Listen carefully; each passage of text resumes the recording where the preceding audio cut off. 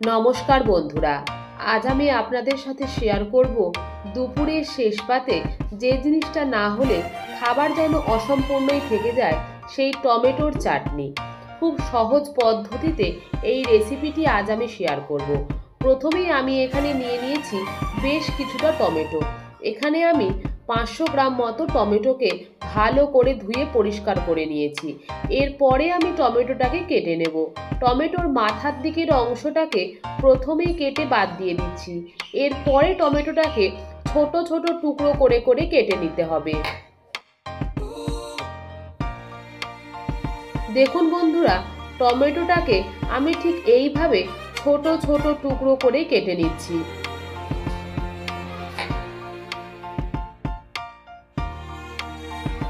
ঠিক এইভাবে সব টমেটোগুলোকে এইরকম ছোট টুকরো করে কেটে নিয়েছি।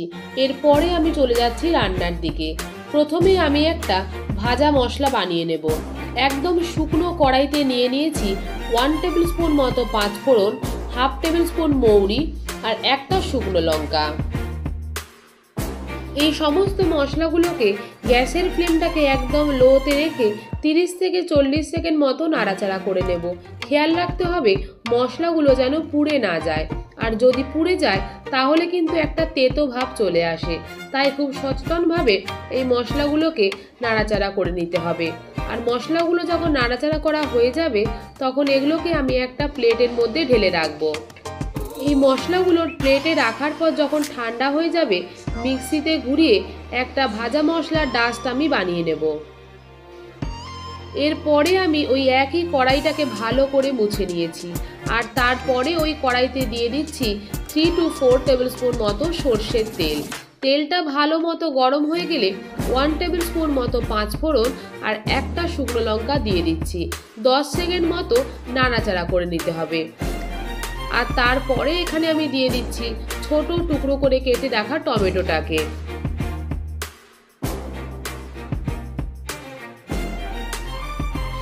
টমেটোটা দেওয়ার পরে গ্যাসের ফ্লেমটাকে আমি হাইতে রাখছি, আর খুব ভালো মতো টমেটোটাকে নাড়াচাড়া করে নিতে হবে। এই টমেটোর চাটনি বানাতে সময় কিন্তু ভীষণই কম লাগে, আর খাবারের শেষ পাতে টমেটোর চাটনি হলে খাওয়াটা কিন্তু জাস্ট জমে যায়। টমেটোটাকে খুব ভালো মতো নাড়াচাড়া করতে করতে এখানে আমি 1/2 টেবিল স্পুন মতো নুন আর খুব সামান্য পরিমাণে হলুদ দিয়ে দিয়েছি। টমেটোটা নাড়াচাড়া করার সময় যদি নুন দিয়ে দেওয়া হয় তাহলে কিন্তু টমেটোটা খুব সুন্দরভাবে গলে যাবে। নুন আর হলুদ দেওয়ার পরে টমেটোটাকে আবারও একটু সময় নেড়ে চেড়ে নিচ্ছি। এরপরে আমি গ্যাসের ফ্লেমটাকে লোতে রেখে কড়াইয়ের ঢাকাটা দিয়ে দেব 5 থেকে 7 মিনিটের জন্য। 5-7 মিনিট পরে ফিরে এলাম।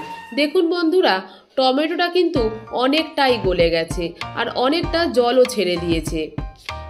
আর যে বাকি টমেটোটা গলতে বাকি আছে সেটা কিন্তু বাকি রান্নার সাথে সাথেই টমেটোটা গলে যাবে। একটু নাড়াচাড়া করে নিচ্ছি। এই রান্নাতে কিন্তু আমি চিনির ব্যবহার একেবারেই করব না। চিনির বদলে এখানে আমি অ্যাড করে দিচ্ছি গুড়ের বাতাসা।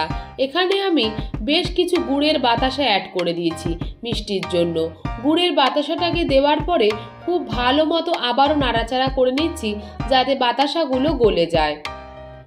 আর কিন্তু ঢাকা চাপা দিয়ে রান্নাটা করার একদমই প্রয়োজন নেই।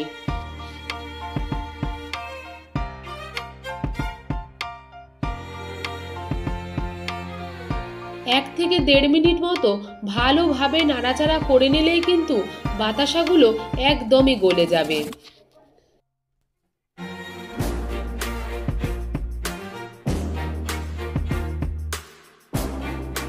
এরপরে এখানে আমি কিছু ড্রাই ফ্রুটস অ্যাড করে দিচ্ছি। আপনাদের কাছে যেটা থাকবে আপনারা সেইগুলোই ব্যবহার করবেন।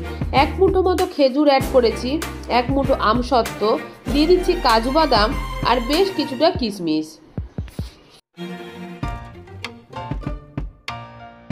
এই সমস্ত ড্রাই ফ্রুটসগুলোকে দেওয়ার পরে গ্যাসের ফ্লেমটা আমি হাইতে করে খুব ভালো মতো আবারও চাটনিটাকে নাড়াচাড়া করে নিচ্ছি। চাটনিটা কিন্তু প্রায় রেডি হয়েই গেছে।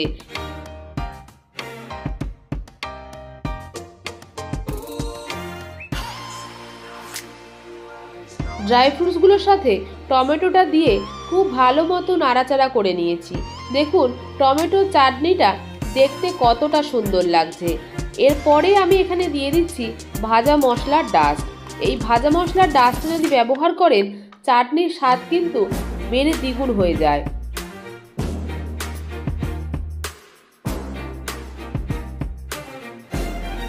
ভাজা মশলার ডাস্টটাকে দেওয়ার পরে একটু নাড়াচাড়া করে নিলেই কিন্তু টমেটোর চাটনি একদমই রেডি হয়ে যাবে। ফ্লেমটাকে বন্ধ করে ঢাকা দিয়ে 2 মিনিট স্ট্যান্ডিং টাইমে রাখলে একদম তৈরি টমেটোর চাটনি। ঠিক এই রকম টমেটোর চাটনি আপনারাও বাড়িতে বানিয়ে অবশ্যই কমেন্ট বক্সে জানাবেন এই রেসিপিটি আপনাদের কেমন লাগলো। এই রেসিপিটি যদি আপনাদের ভালো লেগে থাকে প্লিজ ভিডিওটিকে একটা লাইক করুন, শেয়ার করুন, আর আমার চ্যানেলের নতুন বন্ধু হয়ে থাকলে চ্যানেলটিকে প্লিজ সাবস্ক্রাইব করুন। ধন্যবাদ। ভালো থাকবেন, সুস্থ থাকবেন।